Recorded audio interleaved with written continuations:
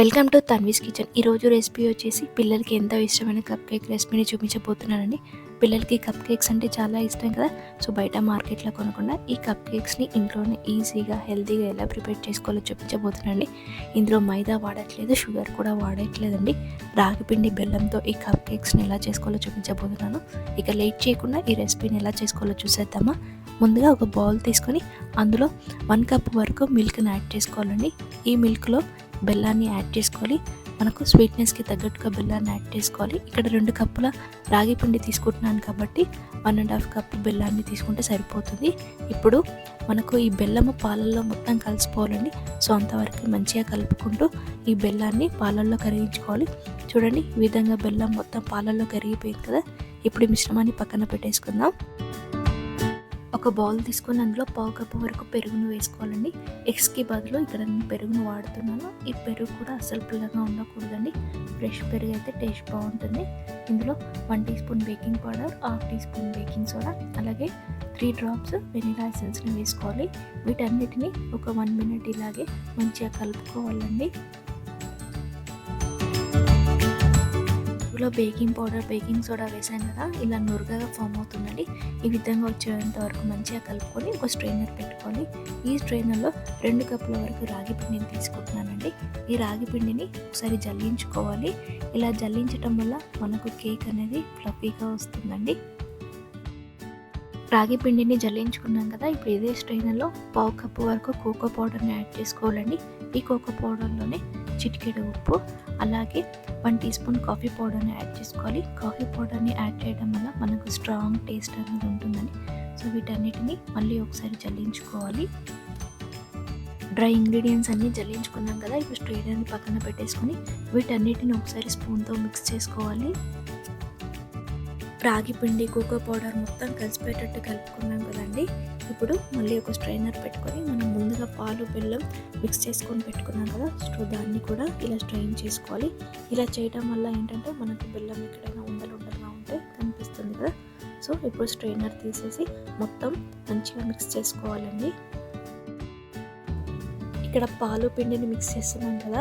So mix చేసేటప్పుడు compulsory 1 డైరెక్షన్లోనే mix చేసుకోండి, లేదా కట్ అండ్ ఫోల్డ్ మెథడ్లో అయినా మిక్స్ చేసుకోవాలండి.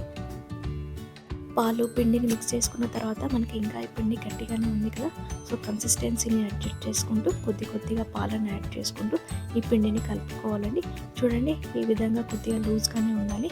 రిబ్బన్ కన్సిస్టెన్సీలో ఉంటే మనకి ఈ పిండి రెడీ అయిపోయినట్లే అండి. చివరిగా ఇందులో 1/2 కప్పు వరకు మెల్టెడ్ బటర్ని యాడ్ చేసుకోవాలి. ఈ బటర్ని కూడా పిండిలో బాగా కలిసిపోయేటట్టు కలుపుకోవాలండి.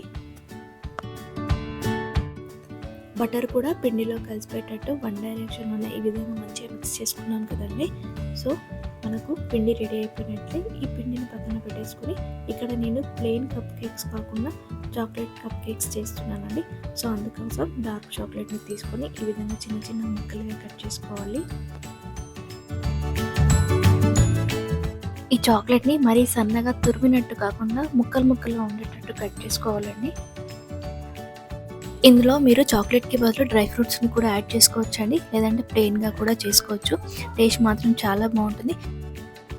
వీడియోలో చూస్తున్నారు కదా, చాక్లెట్ని ఈ విధంగా ముక్కలుగా చేసుకున్నాను.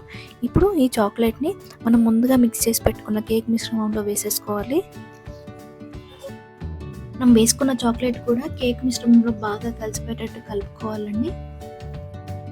మనం వేసుకున్న చాక్లెట్ పిండిలో బాగా కలిసిపోయేటట్టు కలుపుకుంటే మనకి బ్యాటర్ రెడీ అయిపోయేటట్టే అండి. ఇప్పుడు దీన్ని పక్కన పెట్టేసి చిన్న కప్ కేక్స్ మౌల్డ్స్ ఉంటాయి కదా, వాటిని తీసుకోవాలి. నేను ఇక్కడ బటర్ కప్స్ తీసుకుంటున్నాను. దాంట్లో మన రెడీ అయిపోయిన బ్యాటర్ని వేసుకుంటున్నాను. మీరు వీడియోలో చూస్తున్నారు కదా, నేను బ్యాటర్ని ఫుల్గా ఫిల్ చేయట్లేదండి, కొంచెం గ్యాప్ ఉండేటట్టే వేసుకుంటున్నాను. ఇలా వేసుకున్న తర్వాత పైనుంచి వాల్నట్స్తో గార్నిషింగ్ చేసుకుంటున్నాను. ఇక్కడ వాల్నట్సే కాకుండా మీకు నచ్చిన డ్రై ఫ్రూట్స్తో గార్నిషింగ్ చేసుకోవచ్చు, లేదా చాక్లెట్ అయినా వేసుకోవచ్చు అండి. ఈ పేపర్ కప్సే కాకుండా మనకి ఇంట్లో ఉండే చిన్న బౌల్స్లో అయినా వీటిని చేసుకోవచ్చండి, లేదా మనకు బయట మార్కెట్లో దొరికే టీ తాగే పేపర్ కప్స్ ఉంటాయి కదా, వాటిలో అయినా వీటిని ప్రిపేర్ చేసుకోవచ్చు. ఈ విధంగా పిండిని మౌల్డ్స్లలో వేసిన తర్వాత వీటిని ఓవెన్లో పెట్టేసుకోవడమే అండి. నేను ఇక్కడ ఓవెన్ని ఆల్రెడీ ప్రీహీట్ చేసి పెట్టానండి. సో మనం రెడీ చేసుకున్న కప్ కేక్స్ మౌల్డ్ని ఓవెన్లో పెట్టేసి 150 డిగ్రీస్ దగ్గర 15 మినిట్స్ వీటిని బేక్ అవ్వనివ్వాలండి. ఒకవేళ ఓవెన్ కాకుండా మీరు స్టవ్ మీద వీటిని కుక్ చేయాలి అనుకుంటే స్టవ్ వెలిగించి స్టవ్ మీద గిన్నె పెట్టుకోవాలండి. ముందుగా ఈ గిన్నెని వేడి చేసుకొని గిన్నె వేడైన తర్వాత అందులో స్టాండ్ కానీ చిన్న బౌల్ కానీ పెట్టేసి దానిపైన మనం రెడీ చేసి పెట్టుకున్న కప్ కేక్ ప్లేట్ని పెట్టాలండి. ఇప్పుడు వీటన్నిటిని కవర్ చేసుకొని ఇవి బేక్ అయ్యే వరకు కుక్ చేస్తూ ఉండాలి. కాకపోతే మనం ఏంటంటే మధ్య మధ్యలో వీటిని చాక్తో కానీ లేదా టూత్ పిక్తో కానీ గుచ్చి బేక్ అయ్యేలేవో చూస్తూ ఉండాలి. చూడండి మనకు కప్ కేక్స్ రెడీ అయిపోయాయి. ఇప్పుడు వీటిని ఓవెన్లో నుంచి బయటకు తీస్తున్నాను. చూసారు కదా ఈ కప్ కేక్స్ మనకు ఎంత పర్ఫెక్ట్గా బేక్ అయ్యాయో. ఇవి పూర్తిగా చల్లారిన తర్వాత వీటిని ఒక సర్వింగ్ ప్లేట్లోకి సర్వ్ చేసుకుంటే ఎంతో టేస్టీగా ఉండే రాగి పిండి కప్ కేక్స్ రెడీ అండి. ఇవి హెల్త్కి కూడా చాలా మంచిది. ఇందులో మైదా వాడలేదు, ఎగ్స్ వాడలేదు, షుగర్ కూడా వాడలేదు కదా. సో డెఫినెట్గా పిల్లల కోసం ఇలాంటి రెసిపీస్ని ట్రై చేయండి. టేస్ట్ మాత్రం చాలా బాగుంటుందండి. డెఫినెట్గా వాళ్ళకు నచ్చుతుంది కూడా. బయట ఇలాంటివి కొనకుండా ఇంట్లోనే ఇలాంటి హెల్తీ రెసిపీస్ని మీరు ట్రై చేసి మీ పిల్లలకు పెట్టండి. వాళ్ళ హెల్త్కి మంచిది, అంతేకాదు వాళ్ళు ఇష్టంగా కూడా తింటారు. చూసారు కదా ఈ కప్ కేక్స్ని చేయడం ఎంత ఈజీయో. టేస్ట్ కూడా చాలా బాగుంటుందండి. సో డెఫినెట్గా మీరు ట్రై చేయండి. ఈ వీడియో మీకు నచ్చినట్లయితే please subscribe to my channel, like చేయండి, షేర్ చేయండి.